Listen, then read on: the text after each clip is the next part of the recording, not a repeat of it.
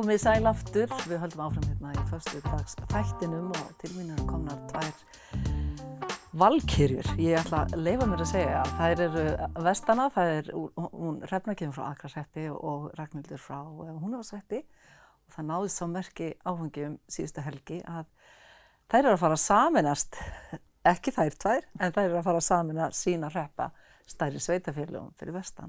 Velkomna báðar tvær og til hamingju.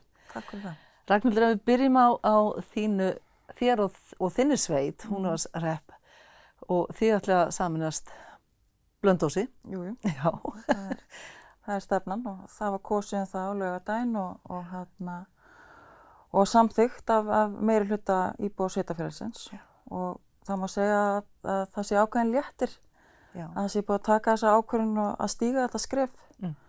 Og það er nefnilega þannig að þessi umræða hefur lengi verið í loftinu það hvort að eigi að stíga skrefið. Já. Sem að mér finnst svolítið hafa hamlað svæðinu af því að það hefur farið allt of mikil orka í það að ræða þessi mál hvort að við eigum að gera þetta. Þannig að núna finnst mér að við séum svona betur í stakk búin til að fara að berjast betur fyrir okkar hagsmunamálum þegar búið að taka þessa ákvörðun og horfa bara ótröð fram á einn. Hver eru þau helst? Okkar hagsmunamál, það er náttúrulega aðalega kannski þessi innviða uppbygging, það er náttúrulega bæði hvað varðar uppbyggingu á vegum, malarvegum og hvað varðar raforku.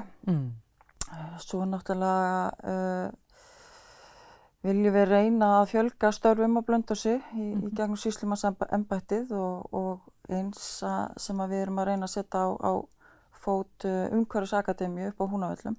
Já, spennandi. Þannig að það er svona, það er mörg járn í eldinum hjá okkur og til mikils að vinna. Já. En þið nú kannski nær en fólk heldur hvor annarri. Þú ert í Akrahrepnum, býrð á Silfrastöðum.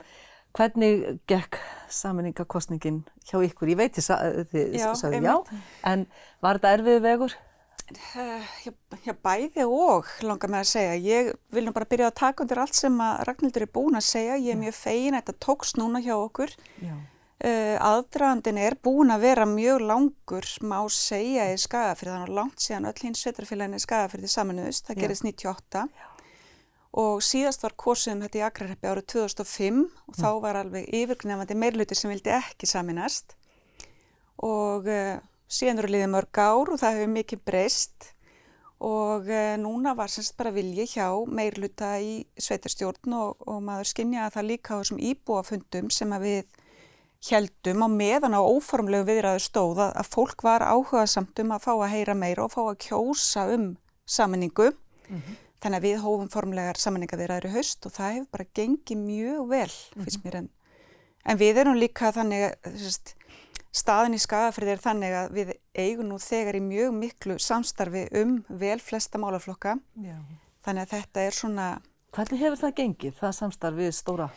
Jú, það hefur gengið mjög vel. Ég náttúrulega get bara talað fyrir þetta tímabil sem ég hef setið sem oddviti í Akrahreppi eða frá 2018 en ég hef ekkert nema gott eitt það að segja. Mér finnst samstarfið hafa gengið mjög vel, verið góður tónn á milli sveitarstjórnarfulltrúa í báðum sveitarfélögum og svona vilji til þess að vinna að sameiginlegum hagsmunamálum okkar beggja. Já, sem eru helst hver?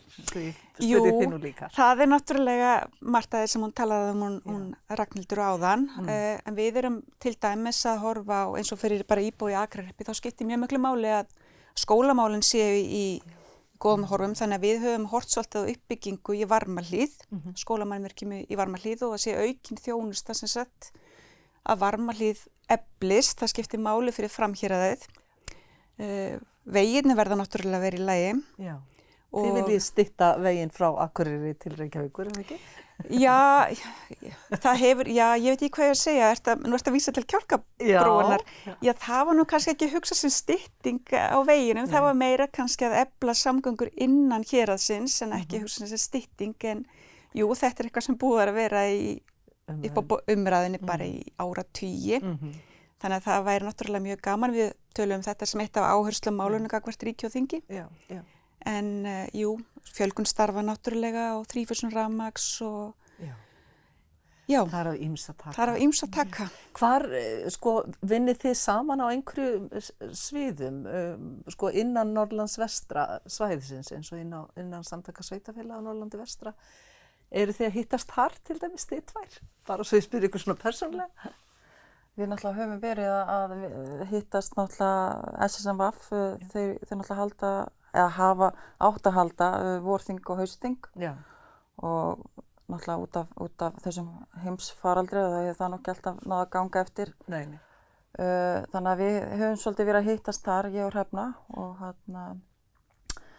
en það er svona ekkert annað, við erum ekki neinum nefndum saman eða neitt þannig. Nei, erum það ekki, en það er þetta, eins og hún segir, þetta sem SSMVF heldur utanum, sem er að minnsta kosti 2 ári og sveitarfélögin á Norrlandi vestra eiga líka í samstarfi með eins og til dæmis málefni fatlaðra sem að sveitarfélagið Skagafjörður hefur séð um að svona fara fyrir okkur. En sjáu þið fyrir ykkur að svæðið verði á einhverjum tímapunkti gert að einu sveitarfélagi?